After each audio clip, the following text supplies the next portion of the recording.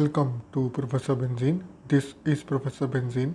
Today we are discussing the third part of the solutions to NCERT questions of the first chapter of class 9th chemistry, Matter in Our Surroundings. In this video, we will discuss solutions to exercise questions. So let's begin. First question we have is, convert the following temperatures to Celsius scale. Kelvin में दिया हुआ temperature उसको Celsius में convert करना है. पहला part है 293 kelvin. So 293 kelvin into Celsius will be 293 minus 273. कैसे? 0 degree Celsius equals to 273 kelvin. So 293 kelvin equals to 293 minus 273 equals to 20 degree centigrade. Second part is 470 kelvin. 470 minus 273 equals to 197 degree centigrade. Next is convert the following temperatures to Kelvin scale. Now degree Celsius में दिया हुआ है और kelvin में convert करना है. Degree Celsius में 25 दिया हुआ है तो उसमें 273 ऐड कर देंगे because 0 degree is equals to 273 kelvin. So 25 degree equal to 273 plus 25 equals to 298 kelvin. And second part है 373 डिग्री सेल्सियस. इसमें भी ऐड कर देंगे 273 तो आ गया 646 kelvin. Next question, give reason for the following observation. Naphthalene balls disappear with time without leaving any solid. Naphthalene balls जो होती हैं वो कुछ टाइम बाद डिसअपीयर हो जाती हैं, सॉलिड बिल्कुल भी नहीं बचता है. ऐसा क्यों होता है? Naphthalene undergoes sublimation easily, that is change from state of naphthalene from solid to gas takes place easily. Thus naphthalene balls disappear with time without leaving any solid.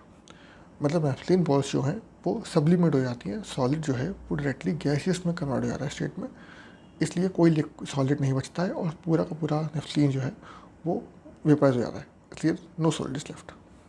Second, we can get the smell of perfume sitting several metres away. Perfume की smell बहुत दूर तक जाती है, क्यों? Gaseous particles possess high speed and large spaces between them. Particles of perfume diffuse into these gaseous particles at a very fast rate and reach our nostrils. This enables us to smell perfume from far distance. Gas के जो molecules हैं उनके बीच में spaces बहुत ज़्यादा होते हैं और जो परफ्यूम के जो पार्टिकल्स हैं वो डिफ्यूज हो जाते हैं इन द गैस, और गैस ट्रेवल्स वेरी फास्ट, इसलिए बहुत दूर तक पहुँचती है परफ्यूम की smell. Next question, arrange the following substances in the increasing order of forces of attraction between the particles. Water, sugar and oxygen. 3 substance दिए हुए हैं, वाटर, शुगर और ऑक्सीजन, और increasing order of force of attraction के terms में लगाना है. मतलब कि जिसमें फोर्स ऑफ अट्रैक्शन ज़्यादा हो रहा है वो जो है वो बाद में आएगा. Sugar is solid, the force of attraction between the is very strong. Water is liquid, the force of attraction between the particles is weaker then sugar. Oxygen is gas, forces of attraction are weakest. Thus order सबसे कम oxygen में होगा क्योंकि gas है, उसके बाद water में क्योंकि liquid है तो लिक्विड के forces stronger than gases, and सबसे ज़्यादा शुगर में क्योंकि sugar is solid and solid के फोर्सेस ऑफ अट्रैक्शन मैक्सिमम होते हैं. Next question, what is the physical state of water at 25 degree centigrade, 0 degree centigrade and 100 degree centigrade. 3 temperature दिए हुए हैं, 3 टेम्परेचर्स पे वाटर का फिजिकल स्टेट क्या होता है ये बताना है. At 25 degree Celsius is present water in liquid state. Liquid state पे होता है water at 25 degree Celsius which is room temperature. तो रूम टेम्परेचर पे वाटर जो है वो लिक्विड स्टेट में होता है. At 0 degree water can exist as both solid and liquid. At this temperature after getting the heat equal to the latent heat of fusion the solid formed of water that is ice starts to change into liquid form, that is water.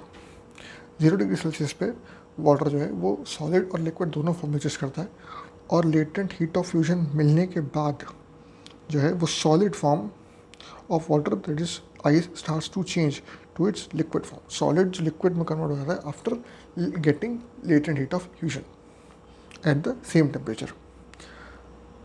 Eight 100 degree centigrade water can exist as both liquid and gas. At this temperature, after getting the heat equal to latent heat of vaporization, water starts changing from its liquid state to its gaseous state. 100 degree centigrade, which is the boiling point of liquid, यहाँ पर water liquid और gas दोनों में exist करता है. Liquid state gaseous state में convert कब होती है? जब वाटर को लेटेंट हीट ऑफ वेपराइजेशन मिल जाती है, उसके बराबर हीट मिल जाएगी तो कन्वर्ट हो जाएगा from liquid to gaseous, just like it converts from solid to liquid and at the freezing point, which is 0 degree centigrade. Next question. Give 2 reasons to justify water at room temperature is liquid. Room temperature पे water liquid क्यों होता है? पहला, eight room temperature which is 25 degree centigrade water is liquid because it has the following characteristics. At room temperature, water has no shape but its fixed volume, that is, it occupies the shape of container in which it is kept. Water liquid की पहली property क्या है कि volume fix है पर shape fix नहीं है. तो 25 डिग्री सेंटीग्रेड पे वाटर भी शेप कंटेन करता है, कंटेनर का कंटेन कर लेगा और उसका वॉल्यूम फिक्स रहता है. Second, eight room temperature water flows, water में फ्लूइडिटी होती है, फ्लो करता है. अब लिक्विड फ्लो करता है. अब दोनों प्रॉपर्टीज़ ऐसी हैं जो ये प्रूव कर रही है, जस्टिफाई करती हैं कि water is liquid at room temperature. अगर गैसियस होता तो फिक्स वॉल्यूम नहीं होती और अगर सॉलिड होता तो फ्लो नहीं करता. इसलिए दोनों प्रॉपर्टी जस्टिफाई करती हैं water is liquid at room temperature. Second part, an iron अलमीरा is solid at room temperature.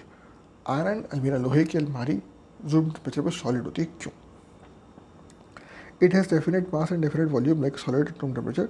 It has rigid as solid at room temperature. Rigid होती है और एक फिक्स मास और वॉल्यूम, शेप और वॉल्यूम जो है वो सब फिक्स होता है और एक रिजिड स्ट्रक्चर है, बहुत ही सख्त कड़क स्ट्रक्चर होता है. इसलिए दोनों प्रॉपर्टीज़ सॉलिड की उसमें मौजूद हैं एट रूम टेम्परेचर, इसलिए इट इज़ सॉलिड.